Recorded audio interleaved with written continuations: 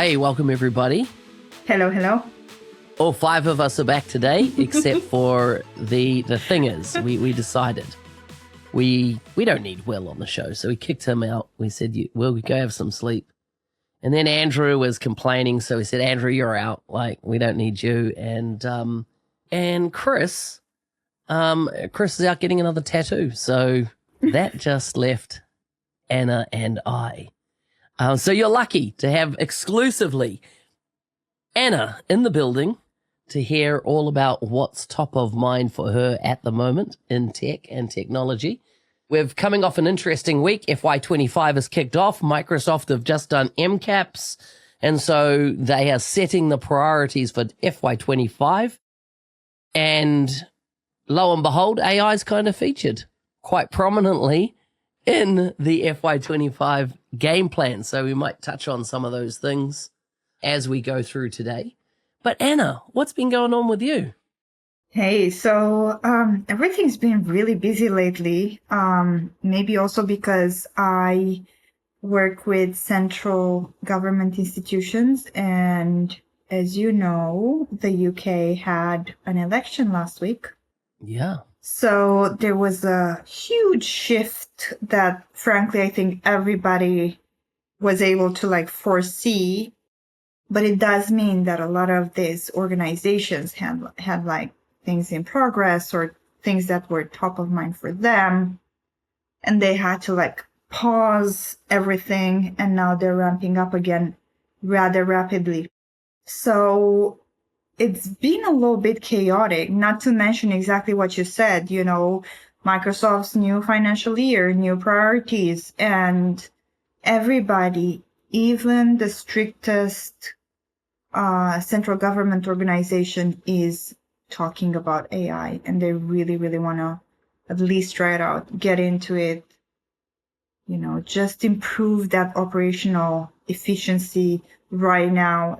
They were under pressure before, but they continue to be under pressure right now. And they need to do something about it. That's interesting. It's interesting that, every company, as you say, it should be on their lips talking about what is the game plan in the era of AI. I just want to share something here on screen. And this is an email, a newsletter that is put out by Benedict Evans. And I don't know if you've heard of Benedict Evans, but this guy's been in tech a long time. If you take a look at the About section on his website, you can see 20 years in the space. He has 175,000 subscribers on his newsletter, and he talks to companies, lectures at companies like Alphabet, Amazon, Hitachi, all the big players kind of thing out in the market. And so, and he does this deep analysis of what's going on in the world. And he talks about in this most recent newsletter, the AI summer, and the whole, everybody, there's been hundreds of millions of people have tried Chat GPT, but most of them haven't been back. And I feel that sometimes we live in this bubble of everything's around AI at the moment, and it's definitely, taking the oxygen in what we're doing. But I'm wondering, is that the case out in, general pop? And is the general population really, is AI on their radar as much as it on ours? Or is it because we're in this space that we feel like everybody's on board? Over the last 2 months, my subscriptions to AI models or AI tools have over doubled. I'm paying for, I've had GPT from day one paid. I have Perplexity I pay for. I have Stable Diffusion I pay for on the image side, and I have Midjourney. For art, right. I feel more engaged than ever in these technologies, but going back to what Benedict is saying there, a lot of companies he's referenced there have done a POC, and it died a death. But it hasn't progressed beyond that. And then you get these customers that go, we need AI. And you're like, what for? I don't know. We just need AI, and it's kind of like, I think it's a massive opportunity for consultants, by the way. Unbelievable. But a consultant has to get really crisp on, one, how do they uncover AI problems in an organization. And what I mean by that is areas where AI can solve something. I heard this case the other day, and I love kind of hearing these ones that are unique from the field, was Sainsbury's, right? Which is for those of you not in the UK, Sainsbury's is like a supermarket where you can go get food and stuff. And they are using AI to decide what meat they buy based on the weather conditions for a Sainsbury's store. Because you think about it, if it's hot, and the UK's had a bit of a heat wave at the moment, they know that sausages, burger patties, and things like that are going to be in higher demand. And so when you think about this and stocking of a shelf in a supermarket, you can see that AI could be absolutely helpful in that scenario by analyzing weather patterns. People are going to want a barbecue. People are going to, they're not going to want, let's say, a stew, a meat for a stew or mince or something like that, because they're going to be out and about. So let's stock the shelves with that, because that product's going to be moved over what maybe this is a time of year we would traditionally put that on. A full raw chicken. Yeah. Right. Yeah. Exactly. That's a really good example. And I find it really interesting because we didn't even talk about this before, but actually Sainsbury's is a model of data management. They had an immense data revolution, I think, in 2016, 2017. If I remember correctly, they were starting to have big problems with matching prices and mainly stocking up the shelves and making sure that their shelves have the absolute best targeted audience, but at the same time trying to be sensible. So you don't understanding the fact that you can't just put named brands because that's where the profit is. And the fact that you need to cater for everybody. So they did a huge machine learning exercise to understand how to stock their shelves in a way that makes sense, in a way that optimizes their storage units. They did a huge supply chain exercise where they would be able to offer prognosis over what they will have to buy even in their storage areas. So what this tells us is that it still goes back down to data, because Sainsbury's is able to stock up their stores based on the weather projections in the UK. It does not mean that other supermarkets may be able to do it, because Sainsbury's already has the infrastructure and the platform to actually implementing it. And I think this is what potentially customers do not understand. Without that baseline, we can build a POC. That's not a problem. And then what happens? Exactly. And with regards to how many people use AI tools, I remember at the beginning of last year, where my best friend was very worried about artificial intelligence and how that's gonna steal, our jobs. And I was like, well, I'm not sure it's quite that way. And yes, maybe some professions will be changing or disappearing completely, but others, potentially will be enriched. Whatever. I didn't have enough information to make a very good point either, especially because fear is a very, very powerful thing, right? Yeah. Well, fast forward to this year, she's a very smart individual. So she has been promoted twice. And now she's in a management position, and her number one job is to liaise with people. And what does that mean? Writing emails. And I'm like, why don't you use AI to draft those damn emails? Because otherwise you're going to be working 14-hour days. You're never going to finish if you don't get some help.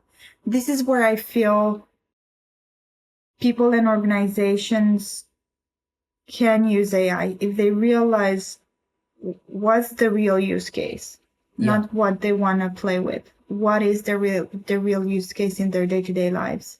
It's an interesting one because AI, a lot of what has been talked about is not a single thing. And one of the things that Benedict says in his article, is it a product? What is it actually? And because I've been using this metaphor that I feel like it is like electricity. Mm-hmm. And so therefore it's an enabler of everything. It's an enabler of my toast that I eat for breakfast. It's an enabler of the fried bacon that I have. It's an enabler of the heat that I have in my house. It's an enabler of so many things, lighting, etc. Mm-hmm. And so one, how do you ROI that? And I know Chris Huntingford, if he was with us, would have a lot to say on ROI and AI. And so I feel it is really a different paradigm. It's a different mindset. And like we've talked about the Power Platform, one of the things that have come up recently again for me is the difference between basic licensing and premium licensing, and this concept of software economics, which is when you build a solution. And I was just yesterday talking to a company that has, I think it was either 11 or 12,000 employees, 6,000 offices around the world. And they are using the Power Platform on premium, for that organization.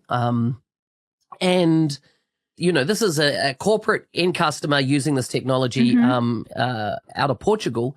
And what was incredible is that they said that the thing is that when we did the ROI on the first project, right, it was a no-brainer. But they said now every app we build from this point on, we're not having to think of who do we need to license. They're licensed already, right? Right.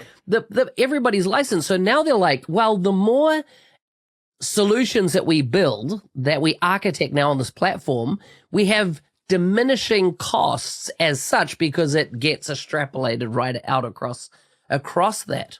You build the economy at scale, and it's not just the amount of applications that you have to build, or flows, or connectors, or pages, or whatever you're building, but it's also the supporting framework of it all, right? You've set up Entra ID once. You will always have to log into your applications, right? Done. Yeah. You have put in that information once. You will always be able to intelligently search for it, no matter what application that data sits in, no matter who touches it. You will be able to extract it back out. Our friend Chris said in the latest presentation that I've seen of him, he was like, how you like type in data or import data into a system? The really cool thing would be to be able to find it again. How true is that? Yeah. Like, that's so funny, but so true, right? And all of these things are things that you have built in already. I'm not even going into, day-to-day activities like Azure DevOps boards that show you how everything's connected, or application lifecycle management, or the support system that you have probably built with your project managers and your BAs, your UX team who know what to do always. The scale is huge. It's humongous. What are you doing in the space of customers that have perhaps really leaned into the concept of personal productivity with the Power Platform, and realizing that there's limits to how far you can go there, and that a non-trained software developer builds software quite differently than a trained software developer, right? And, standard rigor that we have around things like application lifecycle management, around testing in all its different formats, around documentation, supportability, all those type of robust things, anything down to security-based testing of an application is what you have in a traditional software world. And then you've got the personal productivity, and dare I say it, citizen dev, comes to mind. There's limits to how far one can go with that. What are you seeing around that and moving into the area of more, enterprise, like going up that ladder into the enterprise more? In the last few months, I've seen it a lot from organizations who have started rather straight on a mature platform, either on Dynamics or Power Platform, but with Dataverse, to customers who have not, and they've leveraged SharePoint lists and Excel spreadsheets in order to create their productivity apps. They're all trying to navigate this world, and I'm not gonna lie, it is not easy. It's like actually very complicated. From the organization who swallowed the citizen developer pill and they thought that actually we're just gonna do all of this ourselves. We only need a partner to support the stuff that we're doing. I know that you've said in previous iterations that the partner is dead. I would say that not yet, because listen, these organizations, they're not prepared for the level of assurance and diligence that the projects need. They're not ready to write. Citizen developers are really cool and they have great ideas, but they need to put in a lot of time to learn basic things like how to write a user story or how to ensure that it will travel correctly through all of your environments, how to make sure that you're not, sending random emails to a production database. So that's like a huge teething pain where I believe partners need to be consultants, from the get-go. And then you have the other side of the story, a mountain of customers who have seen that, Power Platform icon and started building applications, and they're all hanging on SharePoint lists and Excel spreadsheets. And some of them are like, oh, actually, wait, we have a few licenses for, premium Power Platform. But what do we do next? Who do we give them to? Do we buy more? They are truly recognizing the fact that they need the functionality, that they need the power, the discipline, the governance, the security underneath it all. But it's very, very hard to get started. So that was a really, really long way of saying it's complicated to get started in these situations. Where do you think one should get started, actually, from your experience? Yeah, well, when I ever think about where do you get started, and it's not explicitly about what you're talking about, I always think at the very beginning, it's a very good place to start. When you sing, you begin with ABC. Oh, sorry, wrong show. This isn't it's not that story. No, I always think about data, right? As in, I was brought up in that you model data up to the app layer, not the other way around. And I feel, my observation, and I've worked with a few architects recently, I am concerned about how even architects looking at building a solution from a data model perspective, and I'm talking about going down to a field level, or is it a column level now? Sorry, I still use the old nomenclature because I was brought up with the old nomenclature. Yeah. But, so the text field, I hate it with a vengeance, right? Yeah. And the reason, I don't hate it, like it's obviously has its place, but I hate it when it's used as a catch-all, right? And I see this like, back in the early days of Dynamics CRM, there was a field in there, just from memory, and it said something like, let's say it was on a contact record, and you said this contact was a manager, and there was a field that said what's their executive assistant, or no, it was their spouse. Who was their spouse? And it was a text field. And I'm like, if it's another person, why isn't that a lookup to a contact entity? Because now you leave intelligence in the system, right? Because, a contact is more than a name, right? It has other things like an email address, a phone number. Why do I just want to know their name? Was it just so I drop it into a conversation? Anyhow, that aside, I see it on things like informed data collection online or anywhere where they go, the country field is a text field. And you're like, imagine somebody reporting on that field now and all the spelling mistakes that will come just with people typing the country name incorrectly, as opposed to that being a pre-populated list of what it could be. And then, of course, with longer lists, how do you make the interface so that you don't feel like you're scrolling through a massive drop-down list? But I'm like, I feel that there needs to be more rigor around choosing the right type of field.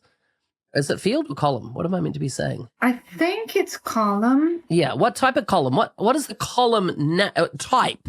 Not name, but type that I should be selecting to make my system stay intelligent beyond just me building the application out. What is it going to mean from a reporting perspective? Because it's going to wrap metadata around it based on, the field type, the column type you specify.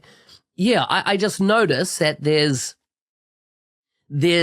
often not that level of rigor. Yes, and I always say the worst critic you can have is your customer.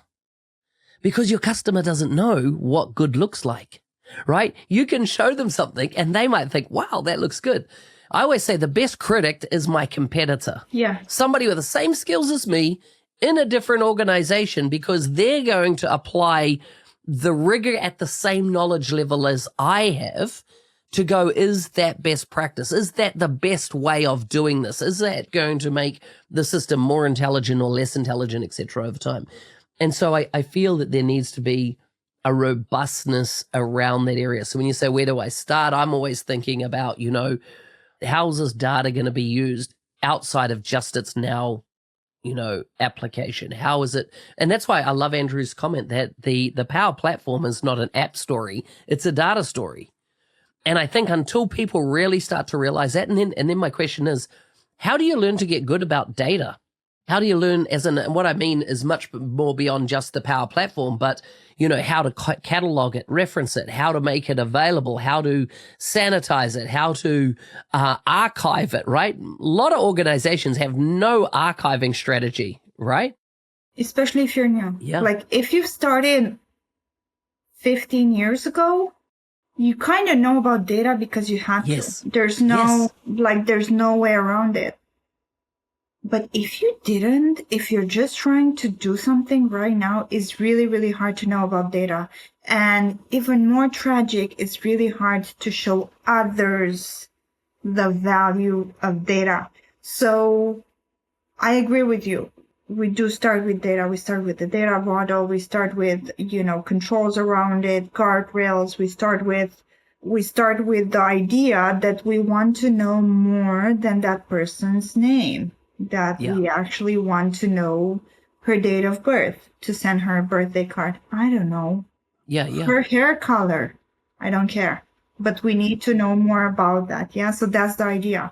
However, if I am the executive sponsoring this in the age of AI, when I can see everything right now and instant gratification is even at higher levels, we need to come up with a way to make data sexy, to make it attractive, to make it the cherry on top, something that people want to see. Yeah. I think that's easier than what people realize, to make it sexy. And the thing is that, I remember on one project where the customer said, for every item of data my salespeople put into the system, I want 5 benefits back, right? So, and it really made you think, right? Yeah, and of right. Course, what you realize pretty quickly is that it's actually achievable. especially when you've got the ability to use a connector and bring in other data. So you can enrich that data set by getting a small amount. So, for example, in the UK, if you put somebody's postcode in, it narrows down to pretty much the house on the street, even without knowing the street number. There's Correct. a high degree of accuracy, which you can look up and validate. Things like phone number format. Don't ask me to put it in a certain format. I'll put it in whatever format that I think of, programmatically update it to the format that you want, right? This stuff's all possible nowadays, but it's often that kind of polish and stuff that we leave off in the speed, I suppose, of getting things done. Don't make me enter the same piece of data twice. If it exists in the organization, bring it in from where it exists. Let's not create multiple copies or make people fill in data multiple times if it's available. Right. And Show it to it's one me. of my biggest pet peeves is that this information about me, whoever I'm buying from. Why are you asking me again? You know this. Yes, exactly. And that's where the rigor needs to come in. I just bought paint and that Yeah. it was white. Yeah. Stop trying to sell me white paint. Yeah. So true. Another thing I just want to share, and I'll just bring up my screen here again, is this comment, this slide that I saw this week from Satya. And it's, I'm loving this, right? Because back on our AI again, AI is the greatest commercial opportunity in today's economy. This next generation of AI will reshape every software category in every business, including our own, from Satya, right? And what I'm seeing is that, and you can see here, Bloomberg Intelligence 2023 is where the data on the right is referenced, and then the Microsoft Work Trend Index 2024. But look at these numbers, 280 billion in additional software revenue opportunity based on rising demand of AI products. 71% say their companies use AI. Now, and I bring this up for a couple of reasons. One, the opportunity is massive, right? Yeah. For every dollar invested, 3 to 8 times the return. And that's really that 92% there is the partner opportunity on this. Yeah. And so there's a real need for partners to upskill their staff, right? Because you can't, and I feel there's two kind of skilling types that are needed. What you see on Microsoft Learn is how to use our technology skilling. And I see that the world and the community that we're in seems to have indexed heavily on that. But there's not a lot on like first principle thinking around data outside of a piece of software, as an example, right? Or any of these type of things. Like, you can technically get into what Purview does, but what's the application? What's the broader implication of doing it? Why is it important? And it's answering all these business value questions. I think there's a lot more focus. The other thing is that this number here of 71% say their companies use AI. I feel, I expect that's kind of bullshit. And why I say that is that the telemetry metrics that people use sometimes inflate these numbers or deceive these numbers, and it's happened for years. So, for example, if you took YouTube, TikTok, and Facebook, and you had a video on each, they will all count the number of views of that differently. Yeah. So YouTube, for example, will say if it's watched for 30 seconds, that's a view. TikTok will say, well, if it loads on screen, that's a view. Doesn't matter if it was played. If it loaded on screen, it's a view. Facebook might be 5 seconds. They all say, this is my view time, right? And it's to sell a story. And when we look at Copilot, for example, you get the scenario that how do you tell whether you're getting adoption inside an organization? Is adoption measuring the right thing? So I saw this example just yesterday where they're going, oh, look at this. We're measuring Word is the most common Copilot use case. And I'm like, hang on a second. How is it telling that somebody is using it in Word? Oh, a plugin fires when Word opens, it calls the Copilot. So actually nobody used AI, just the software called and said, is the Copilot connector alive? And we're counting that as use? Come on. Nobody even used it. It just happened to be a trigger in the software. And that's why I'm like, these metrics sometimes, and it's, AI is a fuzzy term because AI has been around since the 1960s, right? And it's like, now anything that's kind of an algorithm or a if-then statement, that's AI. Like people are categorizing that as broadly AI as well because a computer made a decision. But it does make sense. Like it does. Remember how we have, what's the name of the app? Office Vibe, I want to say. I don't know. The one that tells you, oh, you have collaborated with your peers for 3 hours a day, or you've had focused work for such and such. Well, that can definitely measure whether so are we measuring if someone has Teams Premium or Copilot for Microsoft 365 that they've used Copilot just because they've been in Teams or they did a Bing search or whatever they did, because that wouldn't be accurate. Yeah. If you look at it from one perspective, but if you look at it from your premises perspective that says AI will be like electricity, we will not feel it, we will not see it, it will just toast our toast. Brilliant. Then it's true. Yeah. Valid. You have a good point. And there is that whole thing around digital exhaust, right? All the stuff that goes on that you don't think about, which, the graph is great at understanding and picking up and making sense of. Yeah, I agree that the information reported on might be more helpful in other contexts, even though that individual might not, be doing it. But then, will AI become so immersive that we're not on purpose using it? It's just like, I don't think of when I turn on a light switch that I am going to use electricity. No, I just lit the room. Exactly. Yeah, so I agree. And then shooting out a figure like 71% can make people believe, wait a second, if this is 71% already, of organizations using it already, why should I even bother to move my data into and model it into like a sensible program of work? Why should I do that? That looks like several millions of investment. Yeah. And it doesn't make sense because my stakeholders will not see it straight away. So maybe I should just ignore it and use AI the way I want to, because everybody is warning me that bad things are going to happen, but I've not seen them yet. Yeah. I am worried about that, in my day-to-day work. I feel like instead of ramping up and investing in grown-up problem solving, organizations are taking corners already. Yeah. And I suppose, and this is probably, we're out of time, but yes, another thing that I find concerning is AI washing. And what is that? Tell me. So AI washing is this, when I was in London, there was a Pride event on, and something that came out in the media was gay washing your business, right? And so businesses come out with their stance on, inclusion and things like that. And we're kind of riding the bandwagon. We've seen it so it's kind of like we're seen to be doing the right thing, whether they're doing it or not. And we see the same thing in sustainability, right? In that whole scenario where we're ticking the boxes for the marketing, and then you see what's going on behind the scenes. I've seen it in the whole area of women in the workplace.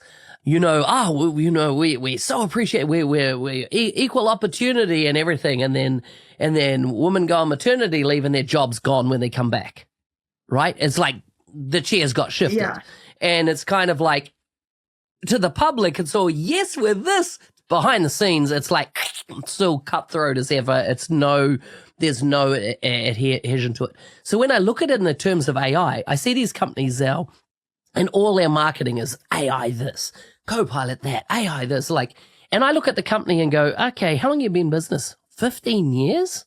Oh, and email's been one of the ones for me, right? How do I get a real optimized email experience using AI?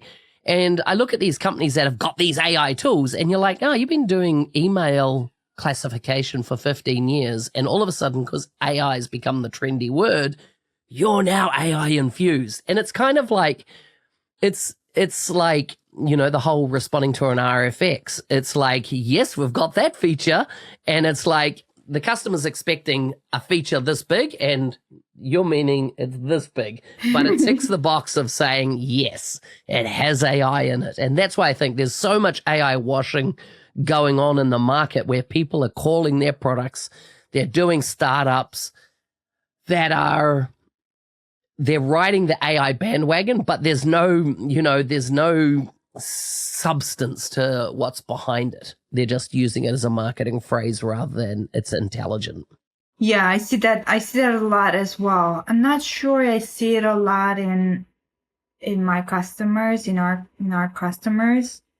I find my customers to be incredibly honest and very much set on good intentions. Like, I've never seen organizations really, really, really want to work for the greater good. However, I'm seeing a lot of partners go on and on and on with AI and what they do. Yeah. With these tools for their customers. And I am wondering, where are these customers who are doing extra work in AI and it's also intelligent?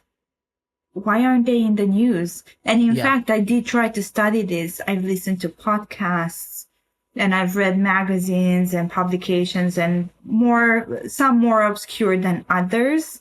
And the reality is nobody's offering any sort of consistent result that can hold water, that you can say, okay. So I can see that organizations really are using AI rather than 71% of organizations may have Copilot in the corner of their being. Yeah. Yeah. Well, that's all we've got time for today. Has anyone picked up the paid or the unpaid placement through the show? Can I have a look at your hands, Anna? Are you also wearing a ring that looks very similar to my ring? I am. My gosh, look at that. What is this ring that we're wearing, Anna? It is. Because you sold me on it. Indeed. And we are my relationship with the Aura ring is a longer living than my relationship with my husband. Wow. I've had this ring since the very first generation of smart rings like that. It's got like little sensors that can tell me all sorts of things about myself, from how well I sleep, on whether I should do like some housework or go for a walk or do whatever. And it's like super inclusive. It doesn't want me to go on a spin class or something, but it does want me to move around. It tells me if I'm stressed. I've got like meditation techniques on my phone if I want to use them, but if I don't want to use them, it's smart enough that it doesn't push them on me. It's sort of like a smartwatch, but 10 times better, in my opinion. It's awesome. It's fabulous. I agree. I've had it now since Dynamics Minds or thereabouts when Anna introduced it to me, and it's permanently on me, and that's what I like about it over, because I have an Apple Watch as well, but it needs to be charged so often, and so it's not on me. But the beauty of the ring is that the only time it goes on the charger is when I'm in the shower, and that's enough, and it's like got about 7 days charge. Now, this is not a paid placement. This is just us geeking out over our wearable technology. And with that, Anna, it's been a pleasure to just have us talking on the show. We don't need those other guys. It was really lovely. Ciao, ciao. Ciao. Bye-bye.